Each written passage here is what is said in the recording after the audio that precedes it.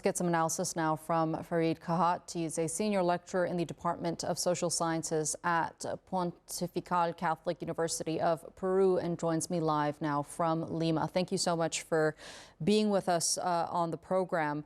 What are your thoughts on what we've heard from Donald Trump essentially saying that they now have control over Venezuela, not putting a time frame on it? Does this mean now that the United States has invaded Venezuela?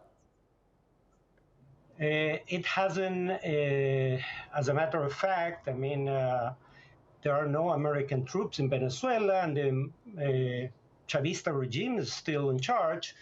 But he seems to believe that either the regime will give in or will collapse, or otherwise he will have to invade. But those are the only two ways in which he could rule the country. I honestly don't think that the regime might be about to give in to what he said. There's not much room to bargain. He basically wants to rule the country instead of the current regime. So I don't think the regime is giving in to his demands.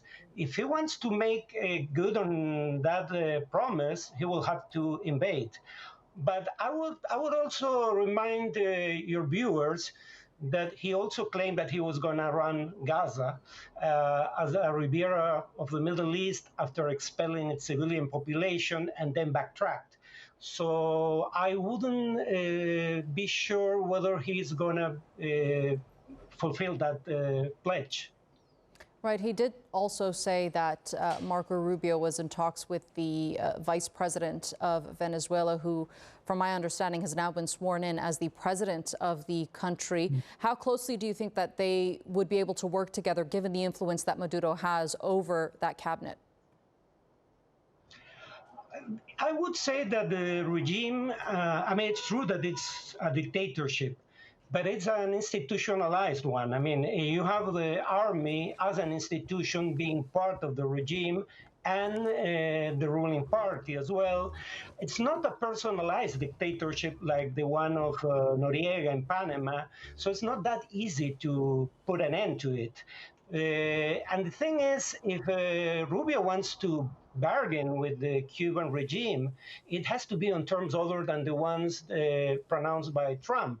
If Trump wants to basically run the country without the Venezuelan participation, that's not something that any government will bargain about. So my guess that he's demanding something else, so the U.S. won't make good on its promise to intervene militarily with a second strike, which would be much harder than the first one. And it seems like oil is at the center of all this. A lot of emphasis being put on there from Donald Trump for rebuilding the infrastructure there in Venezuela and having those really powerful U.S. oil companies go in and start pumping out Venezuelan oil and start selling it and bring the profits to Venezuela and make the country a richer country. Is that a realistic picture that he's painted there? No. Before giving the oil fields to the United States, people within the regime might blow them up.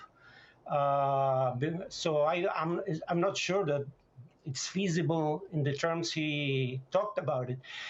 By the way, he talked about energy or oil dozens of times. He quoted or mentioned those terms.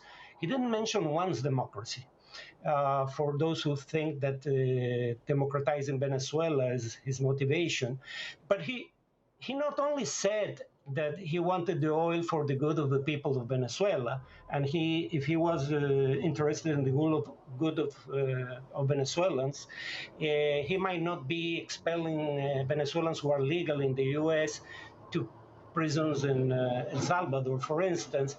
But even if he was concerned about the well-being of the Venezuelan people, he also mentioned that he doesn't want anyone else to take control of that oil. And he did say that the U.S. will repay itself for what it's doing with Venezuelan oil, which is something no Venezuelan so far has agreed upon. Indeed, and during that press conference, we also heard him warn neighboring countries as well, including the Colombian President Gustavo Petro, saying that he should once again watch his back. What is the precedent that Trump has now set for leaders in the region?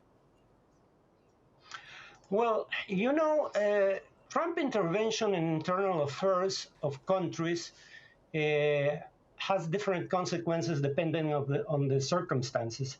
In the cases of Canada and Australia, he helped the parties farther away from his position to win.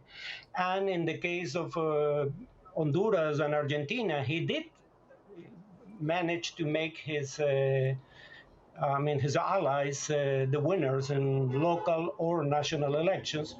But in the case of Colombia, he's threatening a democratically elected president who is ruling within the Constitution and without any provocation other than some hyperbole pronounced at some point by Petro. So most Colombians might actually support the government against the threats of Trump. In this case, I think it will backfire politically, this kinds of threatening behavior. Right, and given that I mentioned Colombia, I want to bring in the factor of the ELN. Could we see them play some sort of a role in pushing the Trump administration back? Oh yes. First of all, you might have to consider the fact that some members of the military might start guerrilla tactics, asymmetric tactics against an eventual military presence in their country. Second, you will have the cartel, the cartel called Tren de Aragua, defending its criminal activities, the so-called colectivos, the Bolivarian Guard, and you have at least 3,000 members of Colombian guerrillas operating in Venezuelan territories. All of them will have incentive and the means to resist a military American occupation. Yes, I would expect that to happen. So do you see a potential scenario where this could quickly spiral into a very violent situation where American boots would have to be on the ground?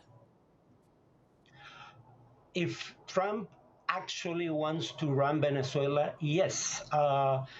My guess is that he will be able to secure the biggest cities and the oil fields. I don't think he cares about much of the rest of the Venezuelan territory.